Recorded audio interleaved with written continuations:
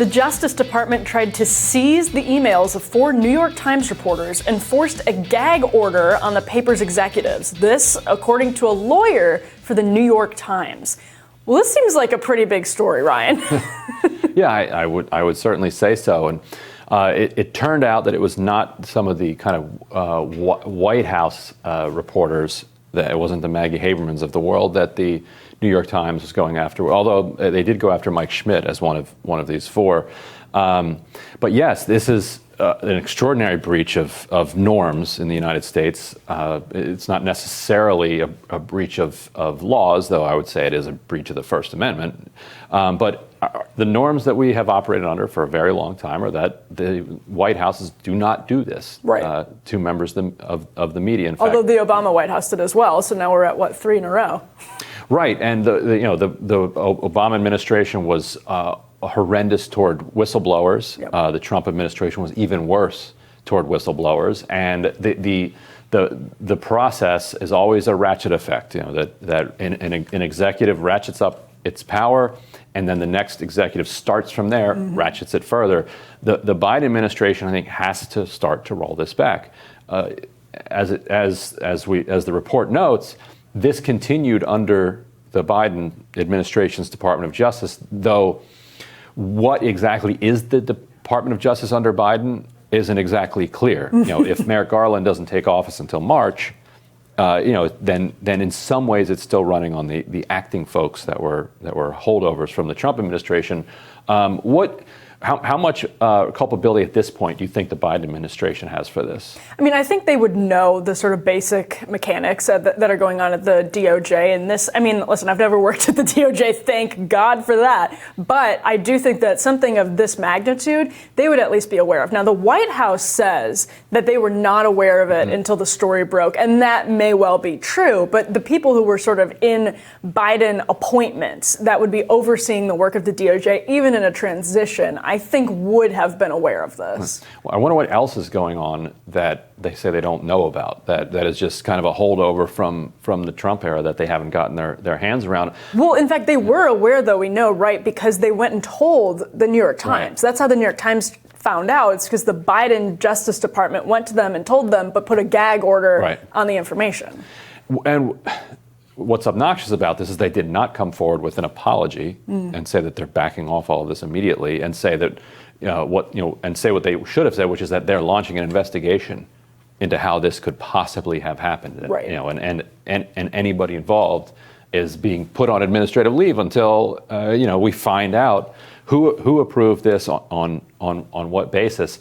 If they do that sort of reckoning and actually hold people accountable, then okay, fine. But it's the same way that when the Obama administration came in and said they wanted to look forward and not backward, then Gina Haspel, who oversaw the torture program under Bush, because he looked forward, not backward, didn't look forward far enough to see that Gina Haspel would be running the CIA if you don't actually hold her accountable. And also I think if you have an explanation for why you did this, it would be of the magnitude, again, that you wouldn't have such a hard time, you wouldn't have the gag order and you wouldn't have such a hard time explaining it right now. Like, we're journalists, the explanation is not going to be palatable to us no matter what. But to politicians and other people who may now be questioning the Justice Department, they sure as hell better have a good reason for why they did what they were doing. I guess I'm just increasingly skeptical of it, but they do actually, they must have had, this goes to the argument about what the Biden administration knew,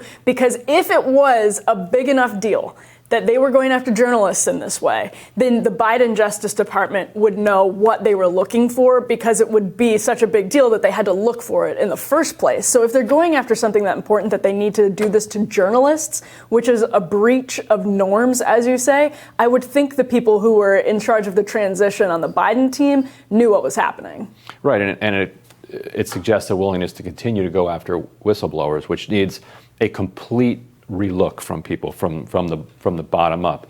The idea that any divulging of classified information automatically is some massive national security problem that needs to lead to an investigation and imprisonment of people, that itself needs to be rethought, because public officials speaking out to the public is part of what holds a government accountable. Right. And look, Google, by the way, seemed to do the right thing in this case and didn't give the government the access that it wanted. So at least there's some silver lining here.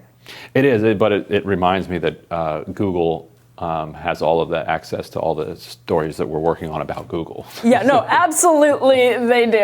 They have all of the access to all the stories journalists are working on about Google, all of the access to stories that journalists are working on, period. Right, they could have an amazingly effective intelligence operation going if they wanted to, and so that actually is something that needs to be checked as well. Yeah, and often I think it's important in the context of saying there's silver lining, Google did something good here. Oftentimes they will do the easy thing when it's good, right? The good thing when it's easy, they'll do it because it gives them cover when push comes to shove. And it's like, oh, wow, maybe Google actually did have an intelligence operation going on here where they are surveilling things that we didn't know about. Right. Well, I mean, by the nature of their product, there is surveillance going on, but they do say that they have firewalls set up that are keeping people away from it. I don't know. We'll see. Build the firewall. Well, this news comes after reports that Trump's DOJ acquired various communications of reporters from mainstream outlets like the New York Times, the Washington Post, and CNN. Let's look up at this tweet right here.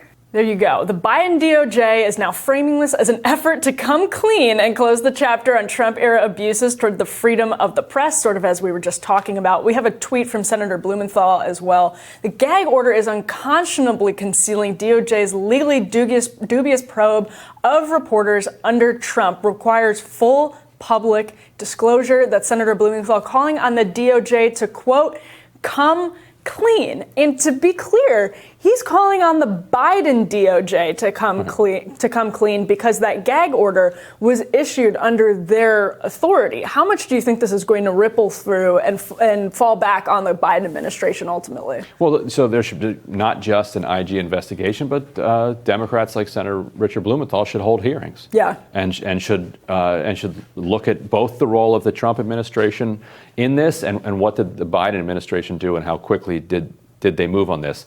And there's chaos in every transition, but we need to have answers to the questions. What did they know, and how quickly did they act? What was their position on this gag order? Do you buy the framing that this was the Biden administration's attempt to come clean and was their attempt to sort of atone for the sins of the Trump administration? I think we need to see more details on what exactly they did internally when they learned about this and how quickly they moved before we can credit that. And to your point, let's have some hearings. Let's bring it all out. Sunlight is the best disinfectant. There you go. Well, tomorrow on Rising, we'll be joined by the funky academic, and Rachel Bovard and Jennifer Holdsworth Karp are here for Team Rising. Don't forget to like, share, and subscribe. We'll see you then. See you guys soon.